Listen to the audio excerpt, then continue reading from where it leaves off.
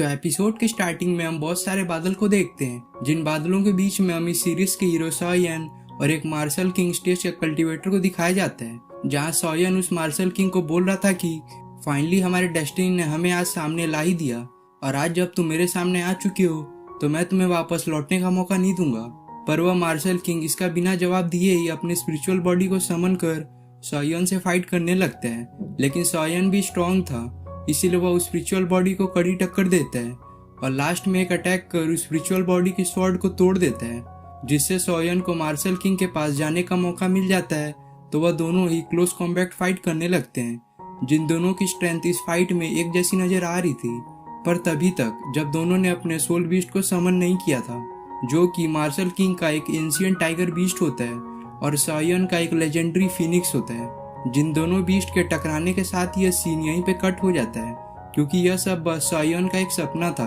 जो कि लेक्चर के दौरान सो जाने की वजह से उसे आया था। तो सपने से बाहर आते ही सॉयन बोलता है, हार मान लो मार्शल किंग। लेकिन जब वो अपने आसपास देखता है तो वह चुप हो जाता है और वहां पर मौजूद सभी लोग सॉयन का मजाक उड़ाने लगते हैं, बोलते हैं देखो देखो ट्रैश कैसे मार्शल किंग जो कितना पावरफुल कल्टीवेटर होता है उसे हराने की बातें कर रहा है। तो सॉयन वहां पर मौजूद टीचर से इसके लिए जब माफी मांगने जा रहा था, तब मैंग उसे ताना मारते हुए बोलता है कि आखिर तुम किस तरह के ट्रैश हो जो दिन में भी सोता रहता है, लूजर कहीं के। पर सॉयन उसकी बातों पर ध्यान ना देकर टीचर यून से उनके लेक्चर के दौरान सोने के लिए माफी मांगता है और यून उसे माफ भी कर देती है, क्योंकि यह सॉयन का रोज का था। जिसके बाद यून सभी को अपने फीस्ट पावर को चेक करने को कहती है, जिससे मैं गुस्सा होकर बोलता है, एक तो सॉयन आपके क्लास के दौरान सो रहा था और आप उसे ऐसे ही जाने दे रही हैं। जिस पर मैंग का मास्टर वांग लिंग उसे बोलता है कि अब बस करो, यह टीचर यून का फैसला है, तो तुम उन्हें डिसरिस्पेक्ट नहीं कर सकते,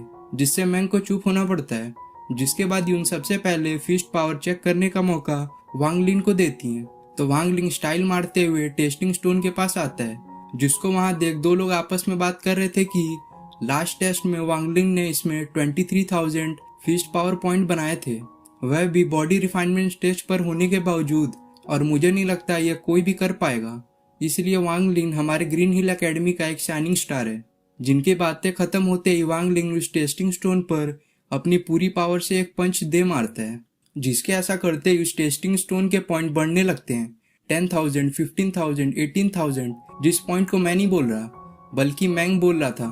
पर यह पॉइंट 20,000 पर जाकर रुक जाते हैं, जिससे वांग लिंग अपने पिछले रिकॉर्ड को ही नहीं तोड़ पाता। जिसकी वजह से सॉयन भी वांग लिंग के मजे लेते हुए बोलता है, लगता है कोई अपना पिछला रिकॉर्ड ही नहीं तोड़ सका। और कोई यह बातें कर रहा था कि वांग लिंग इस बार 26,000 पॉइंट का भी आंकड़ा पार कर देगा, जो कि मैंग कह रहा था। जिसे सुन मैंग फिर से गुस्सा होकर सॉयन पर अटैक करने को पड़ता है, पर यून इसे रोक कर बोलती है, यहाँ इस एकेडमी में फाइट करना मना है। इसलिए मैंग बोलता है तो ठीक है। तो वह सॉयन को बोलता है, जरा अपनी भी तो फीस्ट पावर दिखाओ जैसे वांग लिंग ने दिखाई, जिसके सपोर्ट में वहां मौजूद सभी लोग भी यही कहने लगते हैं। तो वह उस टेस्टिंग स्टोन के पास जाकर थोड़ी देर कंसंट्रेट करने के बाद एक बहुत ही पावरफुल पंच मारता है, पर इस पंच से वह टेस्टिंग स्टोन ग्लो तो करता है, पर इसके बावजूद वह स्टोन उसे पीछे भेज देता है, जिसे देख सब लोग सॉयन को लूजर लूजर बोलने लगते हैं, क्योंकि उसने 0 पॉइंट स्कोर किया था। जिसकी ऐसी हालत देखकर एक लड़की जिसका नाम सारा होता है उसे संभालने लगती है, और अपने नाकामी पर सॉयन बहुत शर्मिंदा होता है, क्योंकि इस एकेडमी में बस सारा और टीचर यून ही उसकी कदर करती थी, बाकी सब के लिए तो वह बस एक ट्रैश था। जिसके बाद हम सॉयन को उसको घर में देखते हैं, जो सोच रहा था कि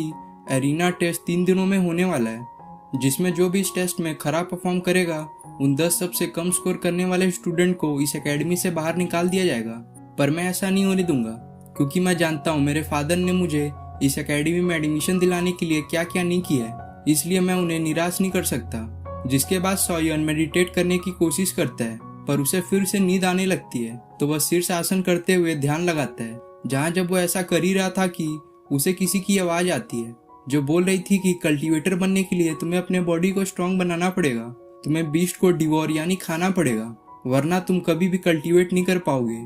और एक आम इंसान ही रह जाओगे। जिनकी बातों को सुनकर सॉयन मेडिटेट नहीं कर पाता, जो आवाज उसे हमेशा सुनाई देती थी। लेकिन तभी सॉयन को याद आता है कि उसने सारा से मिलने का प्रॉमिस किया था, इसलिए वह वहां के लिए निकल जाता है। जहाँ जब वो पहुंचता है तो सारा उसे देख बहुत खुश होती है और बोलती है कि सॉयन तुम बहुत अच्छे हो। जहाँ वांग फैमिली के लोग मुझे हमेशा बुली करते थे, पर तुम मेरे साथ हमेशा अच्छे से पेश आते हो। तो सायन उसे लेट आने के लिए माफ़ी मांगते हुए उसे एक ब्लू क्रिस्टल देता है, जो क्रिस्टल सारा ने उसे मंगवाया था, जिस क्रिस्टल को सारा ने कुछ ही दिन के लिए सायन से बोरो किया था। पर तभी सारा अपने कज़न को आवाज़ लगाने लगती है, जो कि वांगलिन होता है, जो अपने चमचे मैंग के साथ वहाँ आता है, जिसे सारा वो ब्लू क्रिस्टल दे देती है, जिससे रिवील होता है कि सारा बस स्टार्टिंग से सायन का यूज़ कर रही थी। उसे तो बस इस ब्लू क्रिस्टल की ज़रूरत थी, जो वह अपने कज़न वांगलिन को देना चाहती थी, जिसके यूज से वांगलिन बॉडी रिफाइनमेंट स्टेज को ब्रेक थ्रू करके सोल रिदम स्टेज का कल्टीवेटर बन सके। तो सायन अपने साथ ऐसा होता देख उस ब्लू क्रिस्टल को वापस मांगने लगता है, पर मैंग उसे किक करके नीचे गिरा देता है और बोलता है कि यह तो तुम्हारी अच्छी किस्मत है कि मास्टर वांगलिन को तुम्हारा ब्लू क्रिस्टल चाहिए। पर सायन उल्टा बोलता है कि वह मेरा है, यह क्रिस्टल मैं किसी वांग फैमिली के नौकरानी के बेटे को कभी नहीं दूंगा। जो यह सुनते ही गुस्से में वांग सायन को गले से ऊपर उठा देता है और बोलता है तुम्हारी जुबान बहुत चलने लगी है, जो बोलकर वह उसके गले को और भी तेजी से दबाने लगता है, जिससे सायन की हालत और भी खराब होने लगती है। पर इसके बाद भी वांग नहीं रुकता और वह सायन को बहुत सारे पंचेस मारता है, जिससे सायन की हालत एक मरे हुए पर्सन की तरह हो गई थी। तो सायन की ऐसी हालत को देखकर सारा बोलती है लगता है ये मरने वाला है, तो टीचर यून हमें छोड़ेंगे नहीं, क्योंकि वह एक पावरफुल बैकग्राउंड से आती हैं जो सायन की बहुत केयर करती हैं, और अगर उन्हें पता चला कि हम सायन के मर्डर में इन्वॉल्व हैं तो वह हम लोग को तो छोड़ेंगे ही नहीं, इसलिए हमें सायन का कुछ करना होगा। तो वैंग बोलता है अरे कोई बात नहीं, हम इसे एक आत्महत्या दिखा देंगे। वैसे भी इस जगह पर बहुत सारे बीस्ट रहते हैं, जिनमें से एक बीस्ट ने सायन को मार दिया, हम ऐसी अफवाह फैला देंगे। और वैसे भी आज सबके सामने सायन बहुत बुली हुआ है, इसलिए सब सोचेंगे कि सायन स्ट्रांग बनने के लिए जरूरी हार्ड ट्रेनिंग करने फॉरेस्ट में गया होगा, जहाँ एक बीस्ट के द्वारा वह मारा गया। तो सारा बोलती है अगर तुमने इतना ही सोच लिया है तो मैं तुम्हें बताती हूँ इसके डेथ को हम कैसे दिखाएंगे। सबसे पहले इसे हम एक बीस्ट का ब्लड पिलाना होगा, जिससे वह ब्लड इसके बॉडी को अंदर से खत्म कर देगा, और लोग इस बीस्ट ब्लड को देखकर उन्हें यह लगेगा कि यह बीस्ट का काम है। तो वांगलिंग अपने चमचे मैंग से फायर यूनिकॉर्न ब्लड का डिमांड करता है, जो ब्लड मैंग को बहुत मुश्किल से मिला था, तो वह इसे देने से हिचकिचाता है, पर वैंग के फोर्स करने पर उसे वह ब्लड सायन को पिलाना पड़ता है। जो वैंग को तो कुछ नहीं बोल सकता था क्योंकि वह उसका मास्टर था, तो वह सायन को ही बोलने लगता है। बोलता है एक ट्रैश के लिए मेरा इतना कीमती फायर यूनिकॉर्न ब्लड वेस्ट हो गया। जिस ब्लड को पिलाने के बाद वह तीनों वहां से जाने लगते हैं, जिसके दिखाती है एपिसोड यहाँ पे खत्म हो जाता है।